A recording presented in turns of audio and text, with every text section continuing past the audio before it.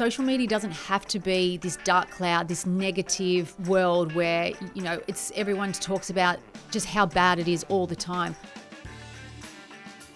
It's all about, for us, teaching the kids, educating the kids, but also allowing them to have fun as well.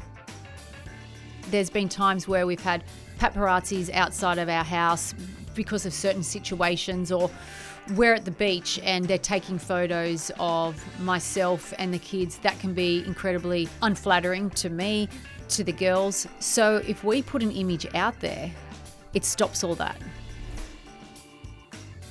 I'm feeling like at some stage, am I just mum at the moment? But then I sat back and I realised that, I'm very happy just being mum now. The best way to teach resilience is to not wrap your kids in cotton wool.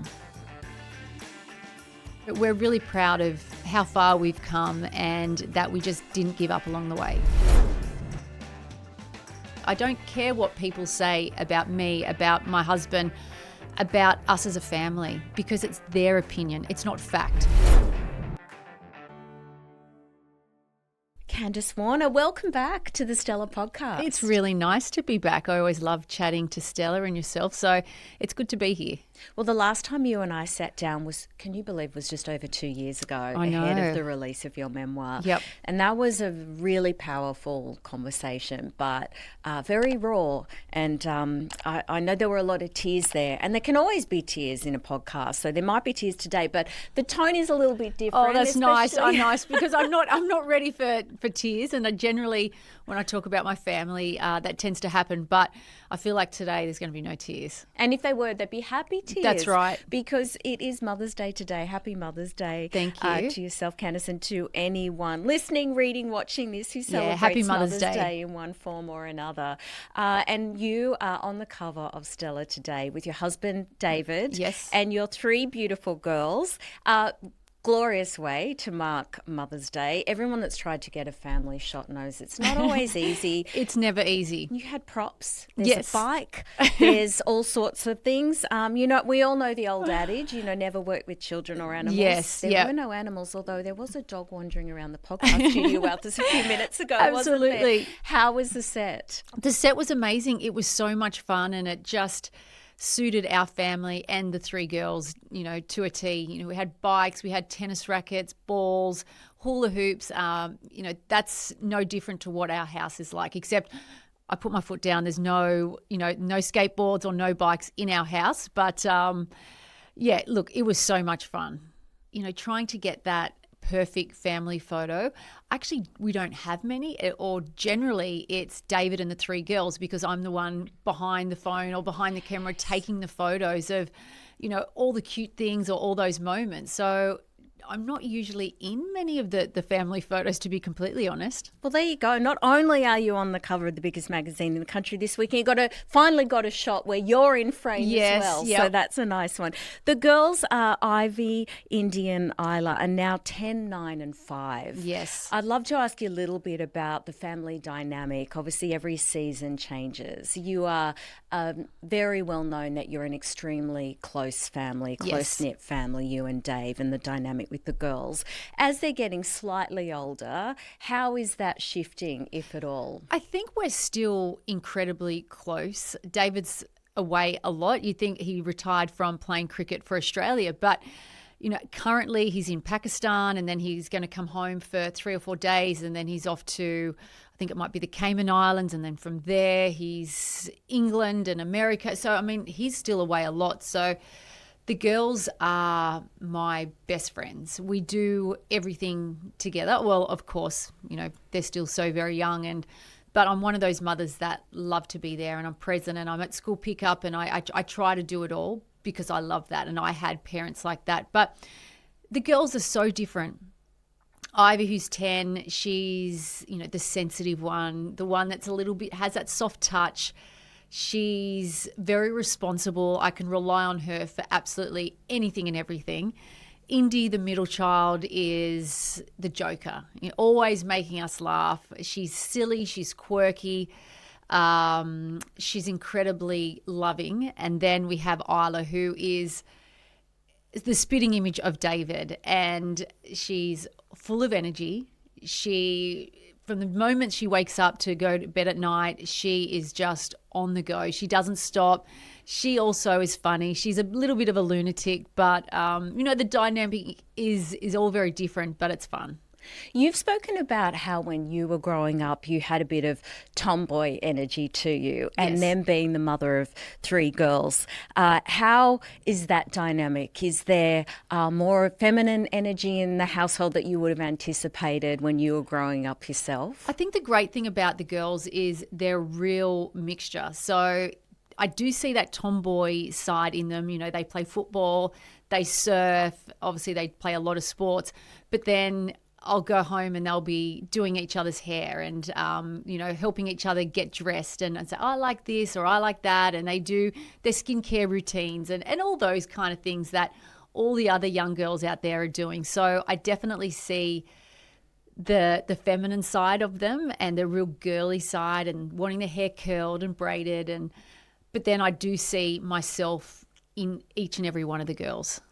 And I mean, of course, that is because it is a reductive question for me in some ways about gender stereotyping, because even before we became more progressive and understanding about our conversations around being less binary about this, Yes. that whole sort of, girls like makeup and pink and that, and boys I think love back sport now is why I would always call myself a tomboy is because I loved playing the sports that my brothers played. But now there's so many more opportunities for young girls to play, I suppose, what we used to call boy sports. They can play NRLW. We've just seen the state of origin and the enormity of that for women.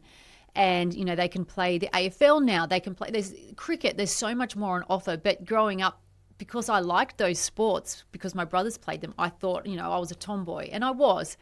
But now, that's just the norm for young girls to do. So it's really accepted and they can thrive in any area of sport. It's such a good point. I think probably the word tomboy is hopefully a bit obsolete now, but as you say, there just wasn't that vocabulary for it, which shows a lot how far we've come with women in sport. And of course, you yourself have helped play a role in changing that narrative. Yeah, and growing up, there wasn't, like I said, there wasn't all those sports, or if they were, they weren't overly popular. I remember playing soccer and I was the only girl out of 4 or 5 teams. So they put me in the Ds. And now there's young girls competitions. My girls play soccer on a Sunday and it's all girls competition, which is fabulous. And you saw the popularity of the Matildas and what they were able to achieve and how they've inspired not just young girls, but young boys to want to play the game and thrive. Yeah, so good. Do you see with their pedigree, obviously with their 2 parents having such elite sporting backgrounds, any inkling that one of the 3, maybe 3 of the 3 might have a sporting career in their future? Look, I think they would all love that. They're incredibly competitive. They play many, many sports, but it's not something that we push. It's something that they drive themselves. Of course, David and I get them to training.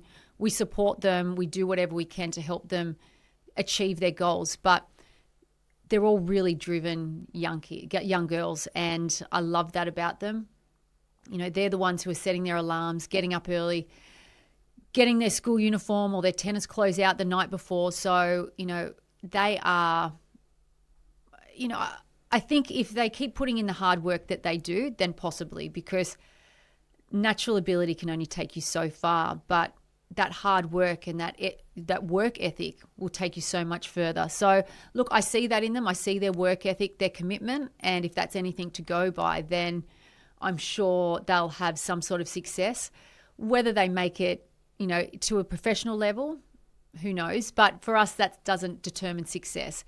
The fact that they love what they do, and if they can stay in a sport for a long time, means that, they've been able to find something that they truly love.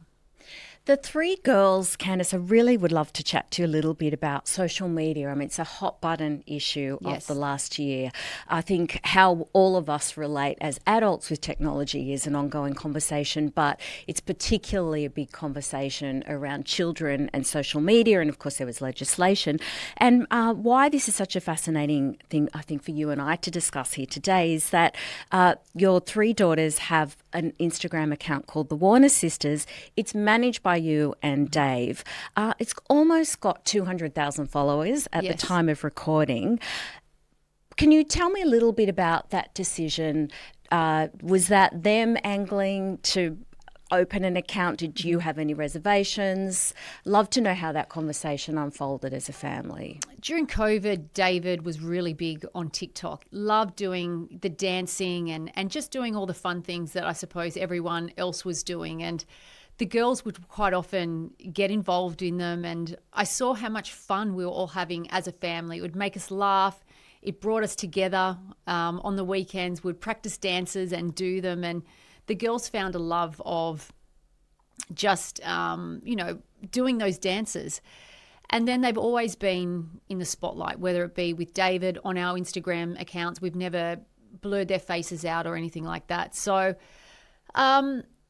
I started the Instagram account for the girls, and it was a way for us. It was a way for us to, a few things, teach the girls how to use social media responsibly. Even though we use it, we're always showing the girls everything. Before we post anything, are you happy with this? We show the girls, they can read the comments. We show them, it's all about teaching them, guiding them. And then it's also, we wanted to do it in a positive way. So show everyone how fun kids can have, how much fun kids can have. Our kids are just no different to any other kid. They play sport. They like to do dances. They, yes, they've got parents with a high profile, but for us, it was all about putting out a positive image and teaching the girls how to use it responsibly. A lot of different things there that I'd love to chat further about. One of them is actually even just about putting that positive content out there, Candice, because I think about this a lot. The algorithm, as I think most people know, certainly people that work in media and are working in any sort of content creation online, is that the algorithm is rewarding anger and outrage and negativity. And so when a lot of us, even if you're spending a little bit of time on one of the social platforms, it just feels like everyone's piling in on that person, everyone's frothing up about this person, everyone's sledging this person. It feels like there's a lot of anger and hostility. And of course, you and I could talk a lot about how that's spilling over into our discourse as humans. So I'd love to know about that, putting lighter, positive content. What's even been the response? Are people finding it refreshing? And is it getting found? Because we know that some of the social media platforms are deprioritizing positive content. So it's absolutely being found. We see that through the views of some of their reels, which can be 8 million views, 10 million views, 12 million views for some of them. So we know that it's being found. Regards to the algorithm, again, my daughters don't have a phone. They don't have social media themselves. They have access to see what I've posted of their account. So they don't see any negative things. So they're not exposed to that. But for us, it was a way to show other young people, other young users on Instagram and social media that it is like life can be fun. Social media doesn't have to be this dark cloud, this negative world where, it's everyone talks about just how bad it is all the time. Well, no, we learn a lot through social media as well. It brings us together. We can connect with other people. And I think we need to sort of see it as that as well. Yes, there are the dangers, and it's really important to educate people and our young users and our kids about the dangers. What you put out there, you can't get back. And, that's what we're doing. We're putting out positive, fun things that we like. And if you don't like it, that's fine. And we're trying to show people that, it's all about having fun, using it the best way possible. And I teach my girls, and we speak about, what would Nana think? So if we were putting a post out, would Nana agree? Would Nana approve? And so we think about that. If we were going to put something out that Nana wouldn't approve of, then maybe we shouldn't be putting it out, because once we put it out, yes, you can delete it, but that image can be there forever. Could you give maybe an example of that if you're comfortable? Like what would be something where you would apply that test of would Nana approve and you maybe decide against it? Well, generally it would be the girls love doing dances. And so if the dance moves were slightly inappropriate, or if the music that they're dancing to might have lyrics that I don't think are particularly appropriate, things like that. And but it's all about teaching the girls, because they don't quite understand. But if we can educate our daughters and our kids what's right, what's appropriate, what's inappropriate, it could be hashtags, things that they pick up on at school or in the playground, but they don't quite understand. So little things like that. Not too long ago, you may have seen Queen Mary of Denmark, our own former Princess Mary. The Danish royal family released an official portrait of Princess Isabella, their eldest daughter, just turned 18. And for people that didn't see this story, the official portrait included, she was holding an iPhone. Yeah. And it sparked a huge debate because a lot of people thought it was really refreshing and more of a sign they are often seen as the most sort of down-to-earth royal family in the world, if down to earth and the royals can never appear in a sentence.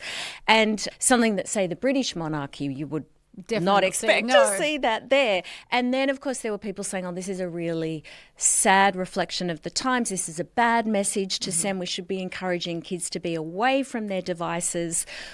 Were you aware of that debate, and what do you think that discussion also says about us as a community and where we're at? I think everyone's really quick to judge, to point the finger, but let's face it, you might be sitting at a traffic lights and every single person on that bus is on head down on their phone. You go to a park and you're playing with your kids, majority of the mums and dads are sitting there on our phones. I mean, it's a part of our life. And I think that the phones aren't going anywhere. Social media isn't going anywhere, but it's about limiting it and using it in a way, like I said, that we can use it in a positive way. Phones are our life, our heartbeat almost.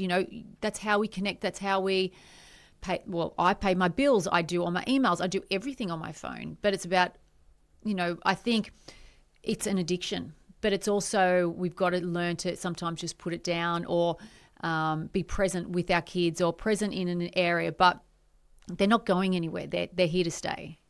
I'll just wanted to ask a little bit about the federal government here in Australia, and the legislation that was passed, which was the Online Safety Amendment, which introduces a mandatory minimum age of 16 for accounts on certain social media platforms. Now, just again to be really clear, as you've already said, Candice, you and Dave are managing the account for your girls. So I know that they're not managing it themselves, as you've already discussed. But when Anthony Albanese was drafting the legislation, was before Parliament, he said there's a clear causal link between the rise of social media and the harm to the mental health of young Australians. And obviously some of that is about trolling, but also about then the dependence, I suppose, that young people can get on people liking their content. Yes. So I wanted to ask what your thoughts are about that. Obviously be aware of that discussion. Yes, of course. And for you and Dave, how is that something that you've navigated in terms of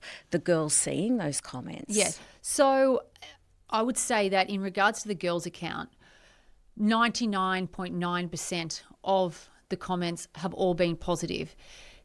If there have ever been any negative comments on the account, it's about David and us as parents, not so much as about the kids and what they're doing.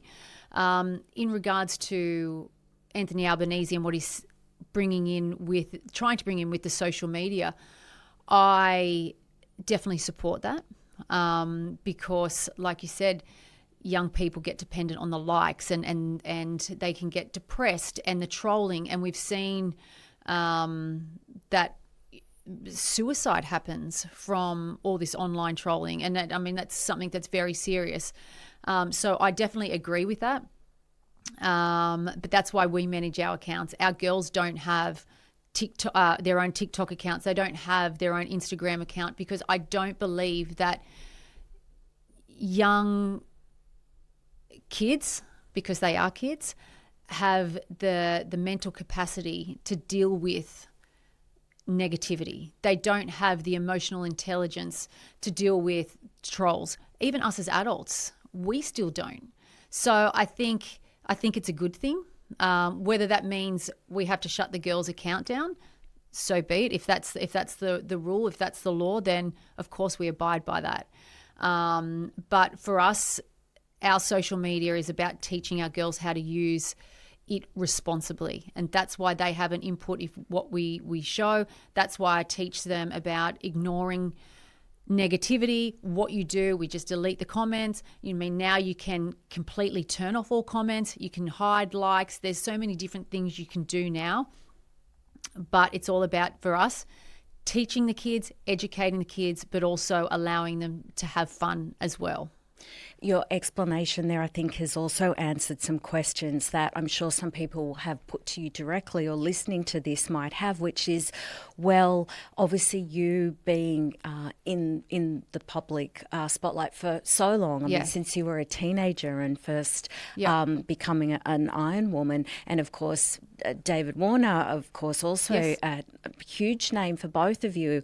You've experienced so much trolling. You and I have discussed that, and some people go, well, why even let your girls anywhere near that? Surely you would run a mile from it.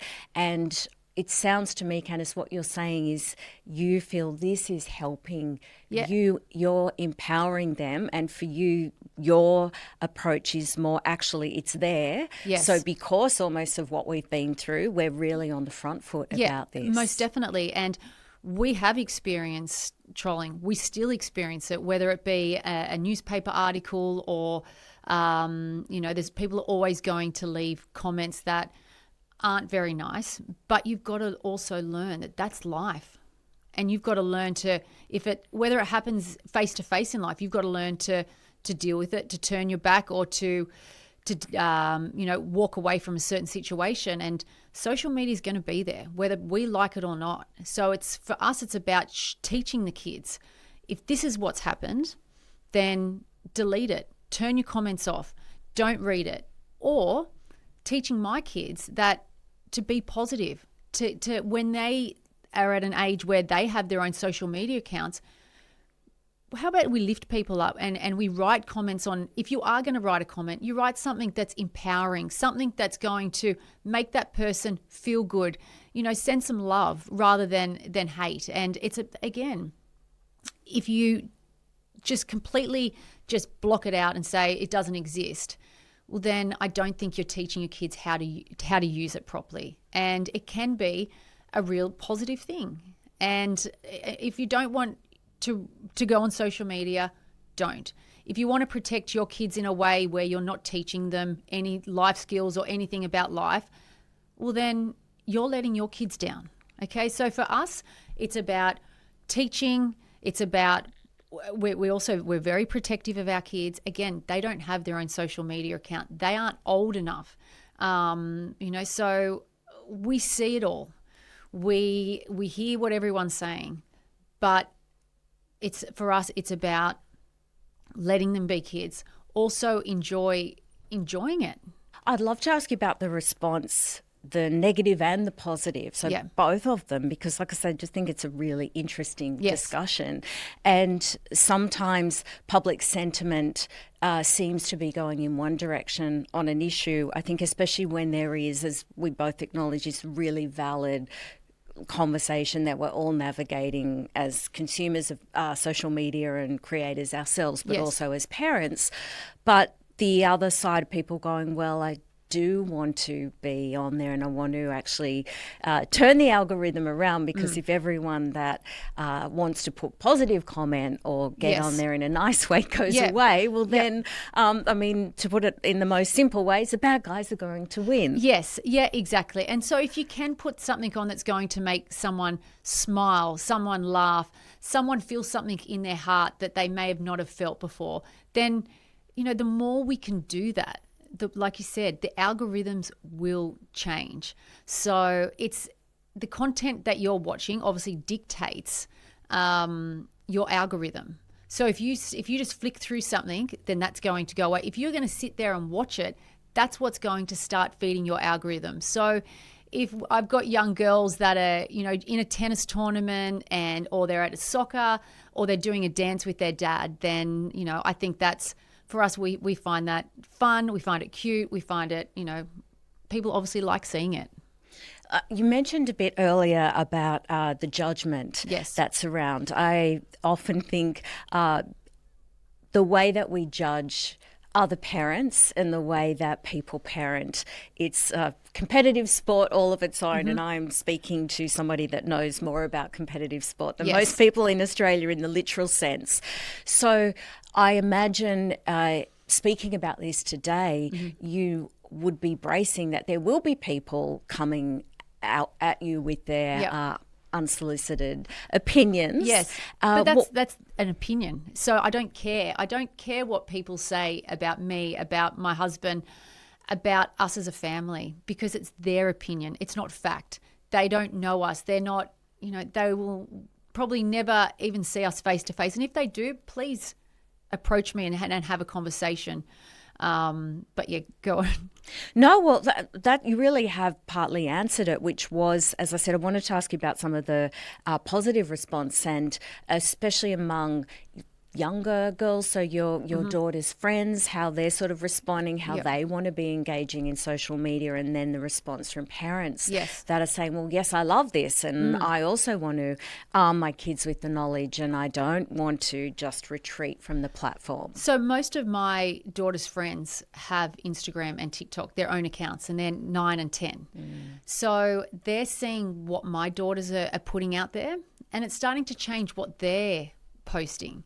Before, they may have been posting, get ready with me and their makeup tutorials. Now they're showing what they're doing on the weekend if they're at sport, or, they might be at the movies with their friends, those sort of things, rather than, so it's changing the way they're looking at their own social media accounts and what they want to post. And, my daughters are really proud of their achievements. And so we post things about that.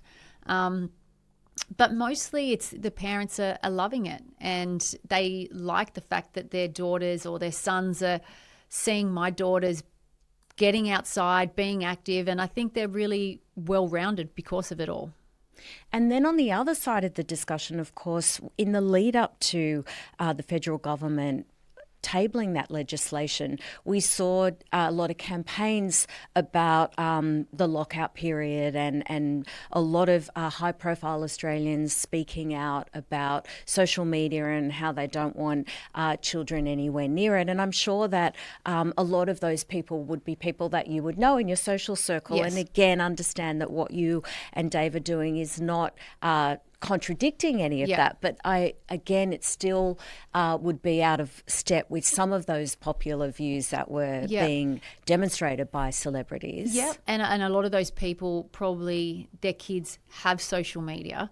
And look, I agree with the law. There's no doubt about that. So, I mean, it makes it a little bit difficult because my kids don't have social media.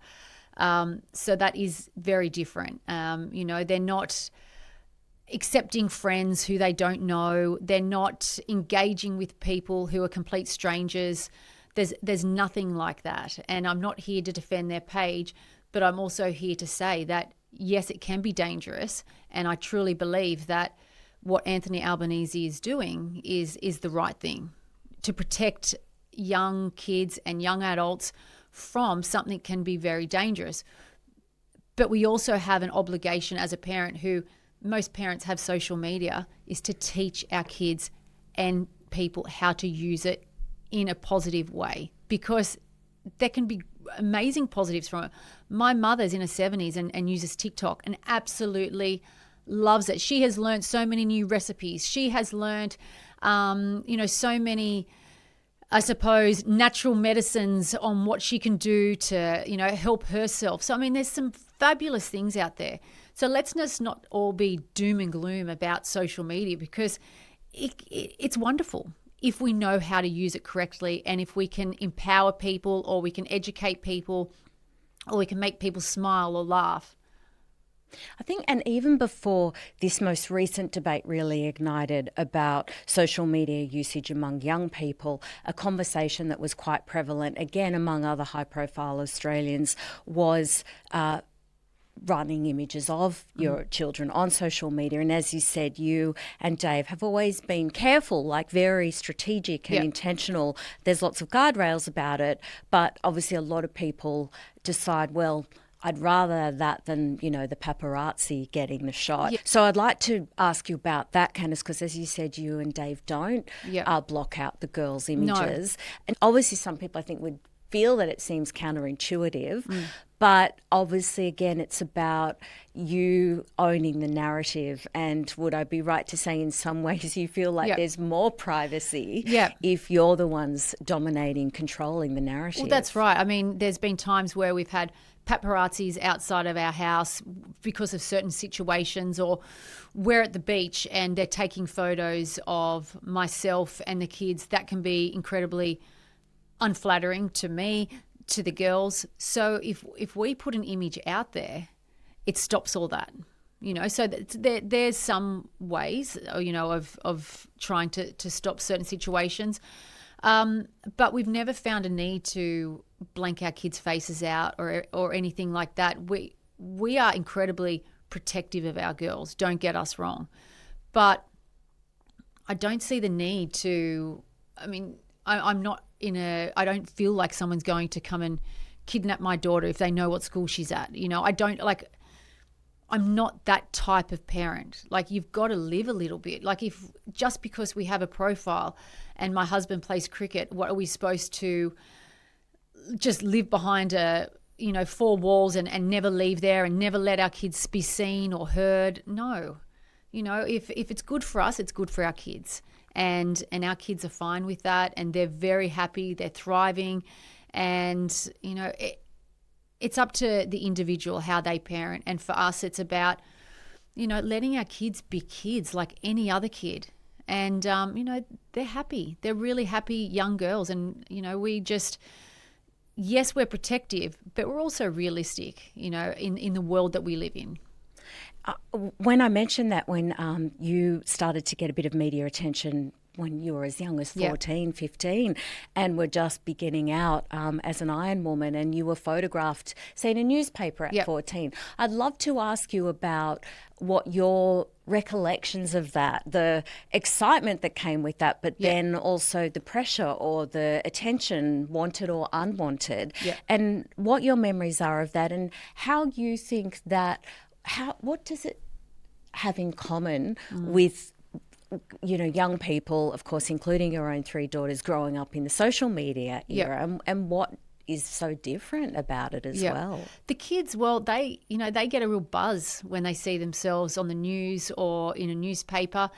And the first thing they do is call up their nana and say, "Nana, look, did you see us?" And so they get a real buzz out of it, And I think, when the kids at school say, "Oh, we saw you at the cricket," or, the girls love that. And, most young kids, they do. They all, they get a real buzz out of that. I think pressure comes from within. Pressure doesn't come when your face is in the newspaper or whatever. Pressure is something that you put on yourself after. I mean, I know with myself at such a young age, I didn't start putting pressure on myself because my photo was in the newspaper. I put pressure on myself because I worked really hard and I wanted to achieve at a high level.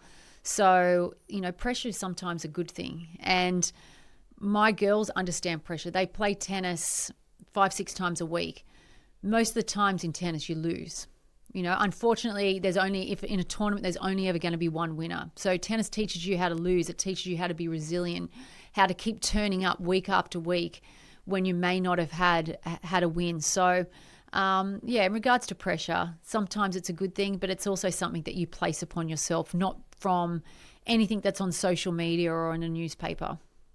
I'd love to ask you if you would be open to sharing a hack with people watching, reading, listening to this about this conversation, I think, about resilience, and all of us want to arm our children with not letting life's disappointments derail them early on, and seeing a comment that's negative, but knowing, well, as you have already articulated, this is not actually about me, it's really about them.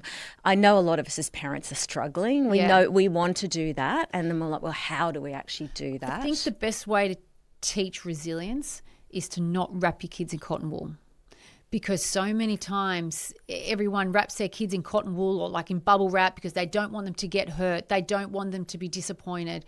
But you know what? A bit of tough love. How can you teach resilience if you've never failed? How can you tell your kids to get back up when they've never fallen? Yes, we love our kids and we support them, but we also need to let them learn for themselves sometimes. And losing or failing, it doesn't mean that that's the end. It means, there's going to be growth. So I think it's all about letting your kids fall, letting your kids learn for themselves, guiding them, helping them, being there for them when they do fall, but allowing them to have that fall, allowing them to experience life and experience things for themselves. Because how do you learn if you've never even tried? How do you succeed if you've never put your foot on the line, or if you've never goaled or aimed for something because you're too scared? And that's really why I wanted to talk to you, listening to that, Candice, because I think a lot of this is not the prevailing approach to parenting. The most unkind label a lot of us deal with is, the cotton wool generation, and we're all shielding our children from any sort of disappointment or failure. But there is truth to that. It is. And to hear a view that is saying let them fail is, I think, something that a lot of parents are starting to become more open to. That's my observation. I don't know if you would agree with that. And I think having someone of your profile speaking out about it, whether it is about your approach to social media or just sport and life in general, is something people want to hear. But it's, as I say, it's not the conventional wording of the time. And it's not easy sometimes to let go as a parent. But kids they're born resilient. Kids are resilient. People are resilient. They just don't know that they are because sometimes we don't allow them to be. And sport teaches us so much. And it's taught Dave and I how to be tough, how to be strong, how to get back up. But I see it, like I said, and I use tennis as an example because my kids use it. My kids play it. They lose more than they win, but yet they still turn up to training. They still have that drive, that determination. In a tournament, there can only be one winner ever. Like you go but does that mean that you're a failure because you tried and that you pushed yourself? No, and then you keep going back and you keep going back. So life is that, you're not going to go through life all rosy. There's always going to be setbacks. And if we don't allow our kids to experience that now, how are they going to know how to deal with setbacks when they're out of school, when they're adults themselves? We need to prepare our kids now so that when they're older, they are going to know how to deal with any situations that's put in front of them.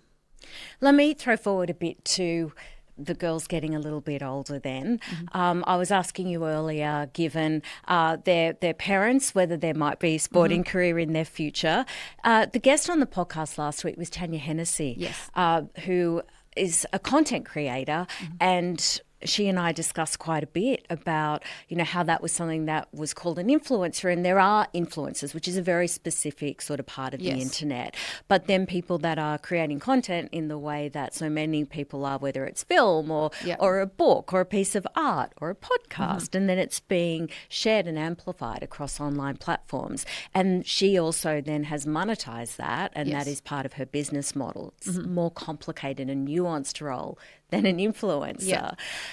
With your daughters, do you think this Instagram account could then potentially also pave the way for a career that sort of exists now, but also, let's be honest, when they're 18 and in their 20s, could be a whole career that neither of us can even forecast to now? Possibly, who knows? I know through the girls' Instagram account, they were approached by KO to do some work with the Summer of Cricket, and they've done that 2 years in a row, and they've absolutely loved being, behind the microphone and interviewing people. And so if it leads to the girls being more confident in front of the camera, if it leads to them being more confident so that when they are at school and they have to do a performance or a speech or present something, then I think that's absolutely fabulous. But who knows where it's going to lead them? At the moment, it's fun. They're not influencers. They're not anything. They're just young girls living their life, having fun, being sporty, and I just capture it and I put it on a page. I also think I should ask, just for the record, that I know, off the record, I know that you and Dave have been very clear that if or when one of the girls decides that they don't want to be involved in the account anymore, Yes. that you will obviously just stop it. Oh, that's right. And at some stage, they might go, "Oh, Mum, we don't want to be on here." I was like, "That's fine. It's not something that they have to do. It's not." But the girls love it at the moment. At the moment, they all love the same thing. But they will get to a stage where they'll hit high school and, they won't want to be the cute three little sisters anymore. They will eventually probably want to golf and do their own thing, and that's fine. But at the moment, they're having fun, we're having fun, and we're just doing things our way. Quick change of pace before we wrap up. I want to ask you about a couple of milestones. Yes. Big year for you. You and Dave are celebrating your 10th wedding anniversary this year. Congratulations. Thank you very much. Obviously you have had a busy 10 years, 3 beautiful girls, lots happened. Yes. I'd love to ask you a little bit about you reflecting on the time that you spent together and everything that you've been through, and also what you've been through publicly as well. Yeah, it's funny when you hit these milestones, you do reflect on, the past and the whole time you've been together. And I'm just incredibly proud of where we're at in life, where our kids are at, and, just the parents that we've become. Our relationship is very, very strong, but it always has been. And I think certain situations that we've overcome together just has made us even stronger. But I think, we look at our kids and we see them as our biggest achievements. And, so we just, for our anniversary, we didn't do much. We had dinner with the girls and, that was about it. But, we're really proud of how far we've come and that we just didn't give up along the way. When you were mentioning earlier that Dave is still travelling a lot for work, because you have had to juggle that a lot with the nature of the career. Yes. And so how are you finding that? Is there ever a point where you think, okay, things are going to calm down now, to use the elusive phrase that we always joke about? Zoe Foster Blake wrote a book about it. Things will calm down soon. Spoiler alert. They're not going to. As soon as it's the funny thing with Dave's cricket, there seems to be so many T20 tournaments around the world, but I don't know whether he's going away for cricket or for golf, because I always think he's playing way more golf than he's cricket. But when he's home, asking me if he can go play golf, he's a little bit scared. But when he's away, he can play as much golf as he wants. So, I think there's something in all these different T20 tours. I think it's just men wanting to play more golf away from home. It was funny because I don't know if you know Roger Corsa and his wife Renee, but he was on the podcast early this year and was talking about how he used to travel so much for work and just the nature of his job. He was away a lot, and I was saying, it must be lovely now you're home a little bit more. And he said, well, I think Renee was like, go out and get a job. So in some ways, it's always the tussle, isn't it? If they're there, that's great. And then sometimes when they're back, it's like, oh, gosh. Well, the girls and I have learnt how to navigate life with David in another country. So for us, we have our routines in place. It all works out beautifully. When David comes home, it's a little bit different because, Daddy wants to do things and, but it's also really hard for David when he comes back into our routine because he doesn't know where he fits either. So, it's a little bit of adjusting for the first few days and week, and it can be a little bit difficult, but then we get back to a new normal. And then when David goes away again, we go back to the old routine. So it's just about, reshuffling things and Yeah, it can be interesting sometimes. I think when we last spoke, I might have asked a bit about a predictable question, but obviously with Dave living with 3 daughters and you, he's obviously outnumbered Yes. to go back to the sort of gender aspect. And I was saying, I'm a mum of 2 boys, so I often get asked about that. Are you really outnumbered there? So how is that dynamic playing out for him as well when he comes home? There's obviously, as you talked about earlier, they're very complicated young women, as the best humans are in this world. They love their sport, and it's not like it's the pink, prissy sort of little thing happening, but still got to ask about that. David loves it because when he's home, he's the girls' hitting partner at tennis. So he loves the fact that he can sort of have a hit of tennis with the girls, or Ivy will say, Dad, can you take me down to the cricket nets? I'm the one who has to take them surfing. So in the middle of winter, I'm the one putting the wetsuit on. So, but he wouldn't have it any other way, honestly. The girls, they keep him very, very busy. He loves to dance. He's a fabulous girl dad. You talk about girl dads, but he is fabulous. He dances with them. He sings with them. He, anything it's almost like anything that the girls ask him, he's like, yes, yes, yes. And he's got all this energy, whereas, I'm a little bit exhausted and worn out by the time he comes home. So, he's really happy. Sounds like a nice balance. I was going to ask, do you have your version of golf? Have you got something like a little hobby or pastime you can get a bit of time? I was only thinking on the way here, when I was at school many years ago, I played the drums, and I was only thinking on the way here how much I'd love to just get back into doing, some drum lessons. And so I'm thinking maybe I'll pick up the drums again. Oh, that would be fantastic. Yeah. And then you could start a band or something. Oh, I don't know. We might have a drum kit on your next cover of Stella, Candice. Maybe. Well, my final question then actually probably leads into, you turned 40 this year. That's the second milestone. Happy birthday. Again, a bit like a wedding anniversary, can be a moment that prompts a little bit of reflection. Yes.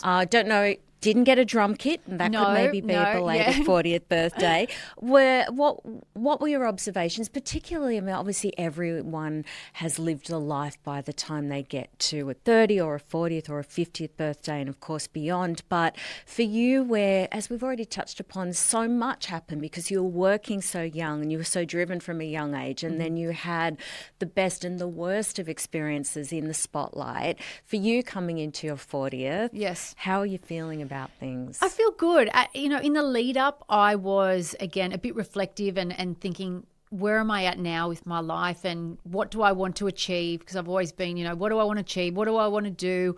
I'm feeling like at some stage, am I just mum at the moment? But then I sat back and I realised that, I'm very happy just being mum now, because mum for me means seeing my kids achieve. Being there and driving them to all their sports, making sure they get enough rest, making sure that, it's my kids' turns now. And I'm really happy to be their biggest cheerleader, be their, biggest supporter, and do anything that I can to help them achieve, whether it be at school, whether it be at sport, or being the best person that they can possibly be. For me, that is the biggest job that I could possibly do now. And, and if I feel like I'm doing a good job at that, then, I've achieved something pretty special.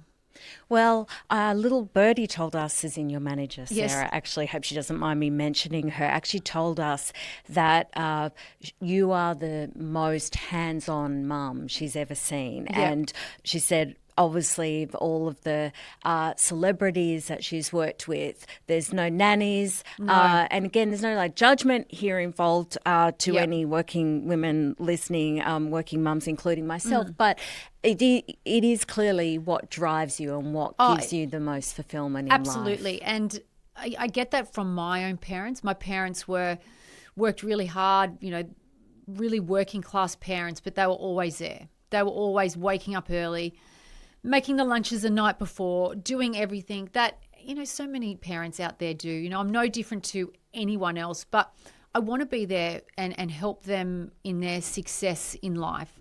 Whether it be, doing all their homework with them, sitting down, reading with them, taking them to sport, picking them up, whatever it is that they do in life, I want to help them succeed and be there and feel like that we've made it as a team, because we're a team, and that's the way I like to see it. And if one of my girls achieves and the other ones, achieve somewhere else, we all together, we succeed. Well, that is a nice note to leave our conversation on, although maybe when you get that drum kit, you just carve out a bit of time. I don't think the neighbours are going to like it too much, so they may have something to say. A soundproof studio, maybe, a drum kit, and some built-in time. Yeah, I'll let you know. When Dave goes to do golf, you're like, fine, but I've got drum lessons tomorrow for the same time. Candice Warner, has been really, really interesting and wonderful to talk to you. A lot of, I think, really thought-provoking thoughts there about social media and parenting. And it's not easy. It really isn't. And, we're all, as parents, going through this together, and there's no really right or wrong answer. It's just we all want the best for our kids. Very true. Well, thank you again, Candice, and we will have some details in the show notes where you can find out a bit more about Candice Warner and the Warner Sisters Instagram account. Thanks again.